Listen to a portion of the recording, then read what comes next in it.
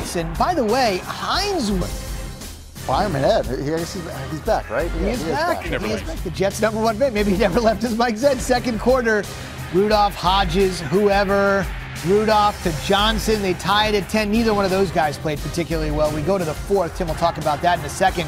Hodges is back in for an injured Rudolph. He had a shoulder injury. 4th and 7. He's going to throw this up to Schuster. Nothing doing. Jets win 16-10. And it is kind of apropos that after a win over the Steelers, one of the all-time great Steelers that now happens to be a member of Gang Green, actually gets the Gatorade back. So this is devastating for the Steelers. Had the Steelers won out, they would be in the playoffs, but obviously that's no longer an option. And obviously, as always, Mike Tomlin, nothing if not declarative. Not a lot to say, and appropriately so. It's just the time of year it is. It's put up or shut up time, and we didn't get the job done today. Like we talked about, you take care of the ball or we got decisions to make, and Duck didn't take care of the ball early, so we made a decision. We're done worrying about what other people are doing. I think it's time to focus, and it's been this whole season just to focus on us and to figure stuff out and find ways to win football games. And I'm proud of some of the things we've been able to do, but it's not enough. And we got to go back at the film and get those things corrected as quickly as possible and move on. So you take a look at the Steelers' playoff scenarios. Right now, they're on the 7th.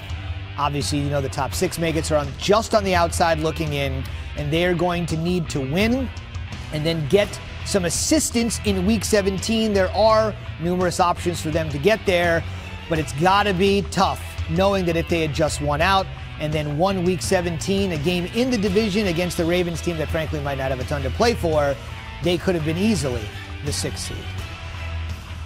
So after what you saw on your screen there, it's now the dreaded win and get help. Lots of fan bases have been there. Our Jeremy Fowler was at the Steelers-Jets game. So you know the deal with Pittsburgh. They entered knowing that if they won out, they'd be in the playoffs. That's not possible. So what's the vibe in the locker room? Well, Zubin, it's pure dejection. Quarterback Mason Rudolph was writhing in shoulder pain, walking back and forth. Juju Smith-Schuster was sullen at his locker, saying the loss was on him for not making that 4th down play down here. And then he sat at his locker for 20 minutes in his pads while the rest of the team was already dressed. Guys were going in and out of the training room beat up, and the reality has set in that this team simply can't score points. I asked guard David DeCastro what the offense needs to do in Week 17, and he said, man, it's been a long second half of the season. He had nothing else to say. It's just been that way. But other players tried to speak for him. Check this out. Early in the game, I mean, I threw 2 picks, and that just can't happen. You can't turn the ball over. I mean, they're a good team. I mean, every time you step in the stadium on a Sunday, you're facing a good team. I mean, this is the NFL, and just got to do a better job. We've ridden a really good helicopter for a long, long time. Now we all see the significance of that position. So, as I always say before, the people that complain about our guy whenever he's in, stop. We realize what it is now. Okay. And as a result, the defense knows it's all on them. I asked linebacker Bud Dupree, does this defense need to score points for this team to win? And he said that's probably the case, but we want that responsibility on our back. So they expect to get fumbles and a pick 6 somehow next week against Baltimore. And they probably don't know what to expect with regard to the Ravens, considering they've clinched home field throughout. You wonder who might or might not be out there. We'll find out 7 days from now. That's our Jeremy Fowler. We're heading to Week 17. And let's take a look at the AFC playoff picture at the moment. The Ravens have wrapped up home field. The Pats could end up getting the #2 seed in a first-round bye tonight if things shake their way and they get a little help from the Chicago Bears against the Kansas City Chiefs. Live report on that, by the way, coming up in just a little bit here on SportsCenter. Texans clinched the division yesterday, as you know, and the Bills are going to the playoffs. Just a matter of where they might be locked into that 5 and how dangerous they might be. Tim is back. For the most part, Mason Rudolph's had 4 interception games. I don't think anybody thinks he's the future. Hodges was a little more up in the air because he didn't hurt them as much, and then today happened. He didn't kill them, right? Mike Tomlin's words. He's playing, but he didn't kill them. Well, what he did today. He did today, and it's just because he's not playing fast enough. I mean, I think that was really the key, and is when you get a pressure, you have to play with some type of sense of urgency. Look what the Jets are doing here. They're bringing a double A gap pressure, 2 inside linebackers coming inside, and then Jamal Adams going to add on. It's a zone pressure. Now, what I want you to watch is Hodges' feet. It's 3rd and 10, and they're bringing pressure. there's a little bit of a hop. Then you remember he's in the shotgun. It's a hop, it's a 3-step drop, hitch, hitch, hitch. Balls end up picked off. Now, when we look at this from behind, you're going to see why that's a problem. You have to play with just much more anticipation, more timing. Okay, here's the situation.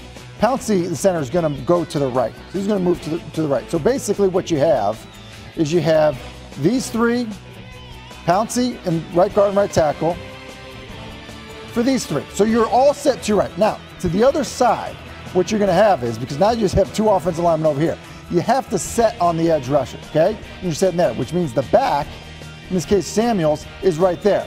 So if this player comes, you don't have anyone to block him. The ball needs to come out now when that happens. And look what happens. Basically, if the ball comes out, if he sees this guy coming and the ball comes out now, it is going to beat the zone dropper that's going to fall back into it. And the tight end's headed, the ball should be on him. Yep. It's a 3rd and 10, and it's a completion if it happens. But because of his footwork, because he was late, the ball ends up being picked off. Similar situation on 3rd and 3. It's man coverage. It's not necessarily the blitz that's going to get him, but they're basically trying to get a wake for a release for Jalen Samuels. They're going to run a guy to the flat, they're going to run a guy to the post, and then here's Jalen Samuels going to run a corner route. And the reason you're doing that, he's a very good route runner, and you're going to get him on a linebacker. Well, he wins on the route. There's a safety in the middle of the field, but because he's late, this safety who's in the middle of the field to start, he's just able to overrun this thing, miss outside to the sideline to Samuel, and you have a touchdown. But because he's late and because he doesn't throw the right type of ball, it's his next interception. And quite honestly, if I were in Mike Tomlin's situation, I'd have done the same thing. Yeah, when I saw that play, two things came to mind. It was too late and the ball was in the air too long, and it's exactly what you described there. You think it's just a lack of awareness because he's young and hadn't had enough reps to pick certain things up quicker? I think it's definitely that. And then I think the other aspect of it is he physically is not as talented as some other guys. Okay. And so other guys, when they're late, they can step on the gas and shoot the ball there. Right. He didn't do that. Well, so we'll see what happens with the Steelers next season in terms of their quarterback. Ben Roethlisberger hopefully back, because clearly he's been a staple there in Pittsburgh. Let's take you to the Giants and Washington. Yeah, everybody wanted to see this game. All right, Saquon Barkley, though, did some special things. That's what he's been doing since he come into the league. Midway through the first, we got a 7-7 game, and there he goes. I mean, if he's untouched by the time he gets, that deep, good luck, right, Tim? Yes, but like his moves in the open field are pretty filthy. Right. We know he's not healthy. That was pretty good. 67 yards in that run. He finished the game with 279 yards from scrimmage. That's a new Giants record. He had 2 touchdowns. Third quarter, Marcus Golden sacks Dwayne Haskins, and Haskins stays down on the ground. Did not look good. He would be carted off the field with an ankle injury. This game would go to overtime, tied at 35. Daniel Jones to Caden Smith, and there's your ball game. The Giants win it 41-35, taking down Washington. Daniel Jones goes 28 for 42, 352. Yes, 5 touchdown passes for Daniel Jones in that game. By the way, Barkley's 189 rushing yards, a new career high for him. And also not pictured, Adrian Peterson scored another touchdown for Washington. He's now in sole possession of 4th place on the NFL's all-time rushing touchdown list with 111. All right, Colts taking on the Panthers. First quarter, Nyheim Hines back to field the punt. And he gathers it around the 16, takes his time, one move, and he should be gone, and he is gone to the house. Kicker, yeah, no chance. 84 yards, but here's the deal. He had 2 punt returns for a touchdown in this game, and he's like, yo, I'm just out. Colts lead at 21-3 at the half. Third quarter, Jacoby Brissett. Now watch this. Hands it off to Marlon Mack. He's going to get the first down. But there's some issues here at the end of this play. What's going on, Tim? I have no idea. And then poor Jack Doyle, he wasn't even part of it. He just gets punched in the face. Hey, man, I'm just on the ground. Yeah, that means see you later. Yeah. Vernon Butler. By the way, he's gone. I hope you were light on your Christmas shopping, because he's about to get fined a lot. He gets ejected clearly, and even had some offensive things to show the crowd as he left. 38-6 the final as the Colts win it. They snap a 4-game losing skid. Give it up for Greer. 27 for 44, 224. 3 interceptions. Don't give up everything. They still won 38-6. Plenty more NFL coverage coming up a little bit later. Hey, Tim, go rest. We'll see you in a few. We'll see in a bit. From offensive to truly the best offensively.